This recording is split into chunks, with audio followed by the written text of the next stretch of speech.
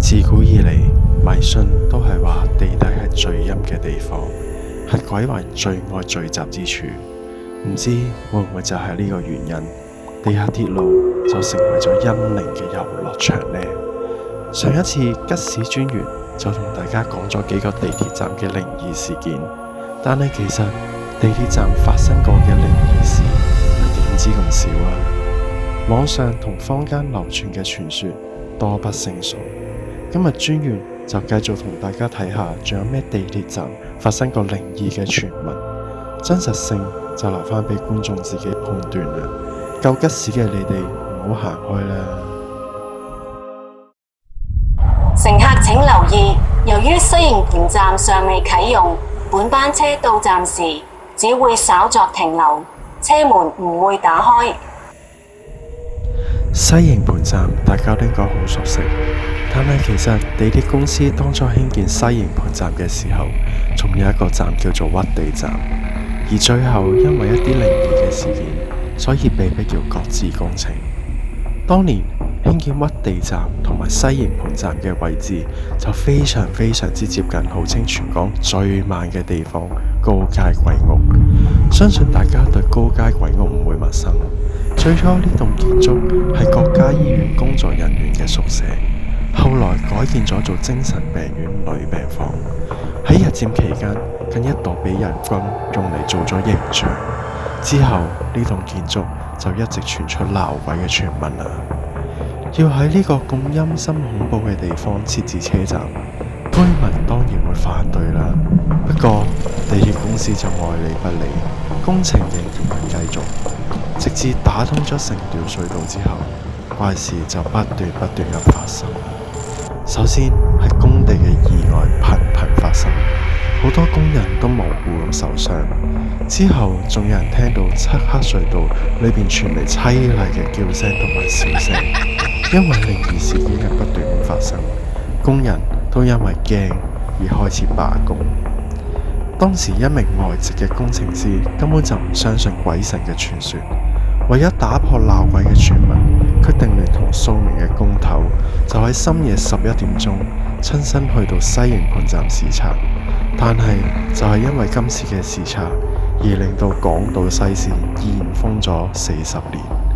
傳聞呢個外籍工程師同埋數名工頭喺車站嘅大堂經過樓梯去到月台，就見到一個身穿白色衫嘅女子呆企咗喺月台車頭嘅位置。所有工頭都嚇到呆咗，但係外籍工程師就認定咗只係閒人趁夜闖咗入去車站裏邊。正想上前喝止佢嘅時候，白衣女子身體向前一傾，成個人跌咗落條路軌嗰度。在場嘅所有人都好緊張咁衝到去月台嘅邊緣，但係見到嘅只係空無一物嘅月台。事件仲未結束嘅，外籍工程師親眼見證咗呢件事，地鐵公司就決定咗先暫停西營盤站嘅工程，並且將整個月台用圍板封住，暫時安撫住啲工人，希望之後能夠繼續工程。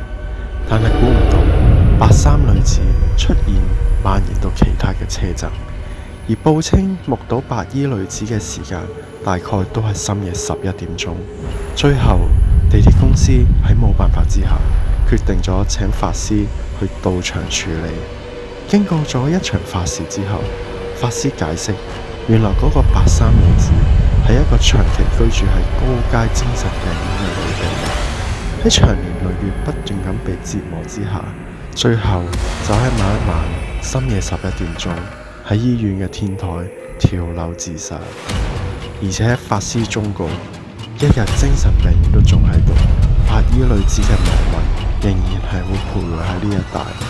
地鐵如果強硬咁繼續工程，可能就會驚動所有囚禁喺高街鬼屋裏邊嘅亡魂，到時就一發不可收拾啦。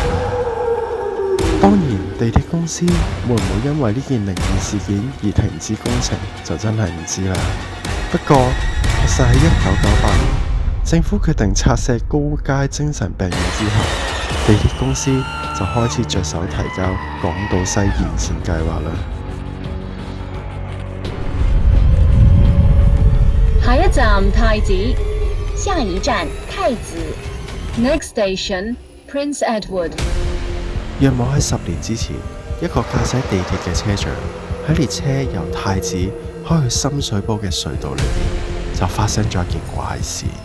當列車由太子站開出，進入隧道之後，地鐵車長就見到有8個留有邊嘅人影，抬住一頂大紅花轎，向住列車嘅方向跑緊過嚟。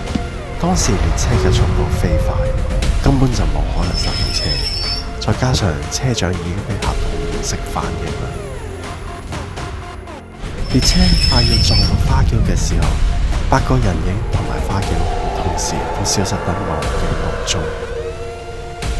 車長將呢件事匯報俾控制室嘅時候，根本就冇人相信佢。好彩呢程車並冇發生任何事故同埋異樣，所以知道呢件靈異事件嘅人唔係好多。有人懷疑係因為以前界限街被清朝管轄咗一段時間，盡責嘅官兵喺死咗之後都仲留守住喺呢個地方，執行緊佢哋嘅職務。而有另外一個傳說，有傳太子站原址原本係一個亂葬崗，所以有好多屍體埋葬咗喺呢度。喺好多年之前，太子站曾經就傳出過一陣莫名其妙嘅惡臭，而一種氣味好難用詞語去形容到，但係就令人印象非常之深刻。最奇怪嘅就係呢股惡臭並冇喺一段時間之後消失，而係持續咁樣散發，令人有一種不安嘅感覺。冇人知道呢陣臭味喺邊度傳出嚟，只係人猜測會唔會係亂葬崗嘅屍體冇人處理過而發出嘅腐臭。最後一個傳說係一個女仔懷疑喺太子站遇到鬼撞牆。個女仔喺太子站上咗一架開去中環嘅列車，列車開出咗之後，個女仔坐咗好多個站，抬頭一望，發覺自己點解仲喺太子站嘅呢？當時佢好驚，就即刻離開咗地鐵站，搭的士走。由於地鐵站經常有鬧鬼同埋鬼撞牆嘅傳說，所以個女仔都好想知道自己發生咗乜嘢事。有人就覺得個女仔只係搭錯咗由太子開去油麻地站嘅列車，唔覺意就喺油麻地站翻咗轉頭都唔知。不過事實係點，真係冇人知道。下一站荔景，乘客可以轉乘東涌綫，左邊嘅車門將會打開。曾經有個朋友對於靈界有一種特別嘅感應，佢成日都會喺荔景站度見到一對母女，阿媽係着住紅色衫嘅，永遠都淨係企喺一個路軌中間，多數都會喺車頭嘅位置望住佢個女。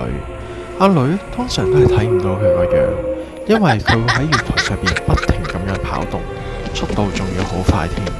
有一次，朋友見到呢個紅色衫嘅媽媽，當時咁啱佢都係望緊我朋友，兩個人眼神有接觸。阿媽媽知道我朋友見得到佢，就好憤怒咁樣望住佢。然之後，阿女突然之間喺我朋友身邊不停咁樣氹氹轉咁樣。當時我朋友就感覺到十分之頭痛，然後架列車到站啦，阿女竟然跟埋上車，但都未到下一站嘅時候，佢就已經消失咗啦。